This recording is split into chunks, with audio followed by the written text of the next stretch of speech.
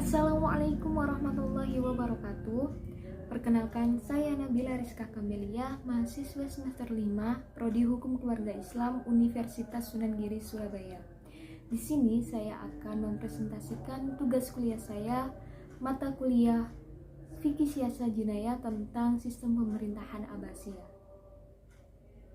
Berdirinya Bani Abbasiyah pada tahun 750 Masehi berarti secara formal semua wilayah kekuasaan Islam berada di bawah pemerintahan Abbasiyah, termasuk semua bekas wilayah Bani Umayyah I kecuali wilayah Bani Umayyah yang ada di Andalusia.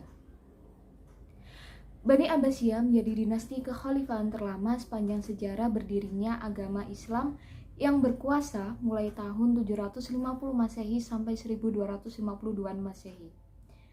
Dan ibu kota pemerintahan dipindahkan ke Baghdad dari Damaskus pada tahun 762 Masehi. Dalam sejarah berdirinya dinasti Abbasiyah, mereka memerintah seluruh Asia Barat dan Afrika Utara. Dinasti Abbasiyah berkuasa selama 5 abad, yaitu pada tahun 132 sampai 656 Masehi, menggantikan Daulah Umayyah yang telah berkuasa selama 92 tahun. Dengan tumbangnya Bani Umayyah, maka kekuasaan berpindah ke tangan dinasti Abbasiyah. Khalifah-khalifah besar pada masa dinasti Abbasiyah adalah diantaranya yaitu Abu Abbas As-Sofa, Abu Ja'far Al-Mansur, Harun Ar-Rasyid, Al-Ma'mum, Al-Mu'tazim, dan Al-Wasik. Mereka adalah para khalifah yang telah mengantarkan ke puncak masa kejayaan dan keemasan daulah dinasti Abbasiyah. Dalam aktivitas pemerintahannya, dinasti Abbasiyah mengambil pusat kegiatan di kota Baghdad dan sekaligus dijadikan sebagai ibu kota negara. Dari sinilah segala kegiatan baik politik, sosial, ekonomi, kekuasaan, pengetahuan, kebudayaan, dan lain-lainnya dijalankan. Kota Baghdad dijadikan sebagai kota pintu terbuka, yang artinya siapapun boleh memasuki dan tinggal di kota tersebut. Akibatnya, semua bangsa yang menganut berbagai agama dan keyakinan diizinkan bermukim di dalamnya.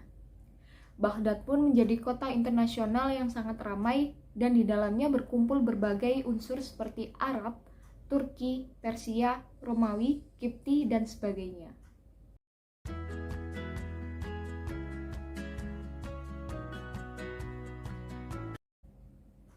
Khalifah pada masa pemerintahan Bani Abbasiyah ada 37 khalifah. Akan tetapi hanya ada beberapa khalifah Abbasiyah yang tercantum dalam sejarah. Sebagai khalifah yang paling berjasa dalam menghantarkan Islam, dinasti ini ke puncak kejayaan di bidang ekonomi, perdagangan, politik, sosial, militer, dan ilmu pengetahuan adalah: yang pertama ada Abu Ja'far Al-Mansur pada tahun 754 sampai 775 Masehi. Dan juga Al-Mahdi 775 sampai 785. Yang ketiga Harun Ar-Rasyid pada tahun 785 sampai 809 dan terus Al-Ma'mum, Al-Mu'tasim, Al-Wasik, dan Al-Mutawakkil. Dalam menjalankan pemerintahannya, Abbasiyah dibantu oleh seorang wazir atau perdana menteri dan yang dimana jabatannya disebut sebagai wizarot. Wizarot dibagi menjadi dua, yaitu Wizarot Tanfis dan Wizarot Tafwid. Untuk menjalankan tata usaha, maka ditentukan dewan yang bernama Diwanul Kitabah atau Sekretariat Negara, yang dimana dipimpin oleh seorang Roisul Kitab atau Sekretaris Negara. Dan dalam menjalankan pemerintahan negara tersebut, wazir dibantu pemerintah atau beberapa Roisul Diwan Menteri Departemen.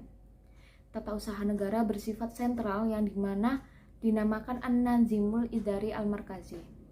Selain itu, dalam zaman Daulah Abbasiyah juga didirikan angkatan perang, Amirul Umaroh, Baitul Mal, organisasi kehakiman, dan sebagainya. Selama itu pula dinasti ini berkuasa, pola pemerintahan yang diterapkan berbeda-beda, di mana sesuai dengan perubahan politik, sosial, ekonomi, dan budayanya.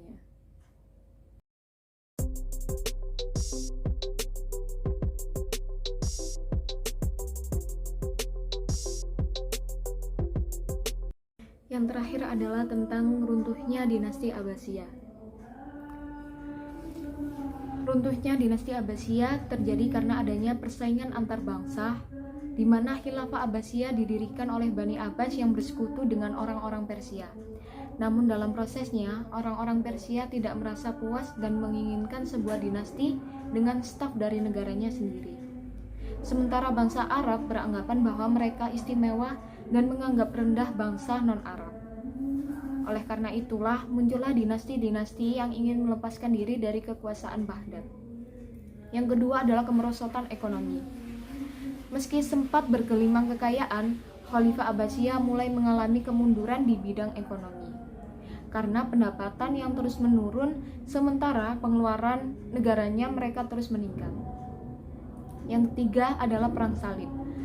Perang Salib yang berlangsung selama beberapa periode tidak hanya menelan banyak korban, tetapi juga menimbulkan kerugian yang sangat besar.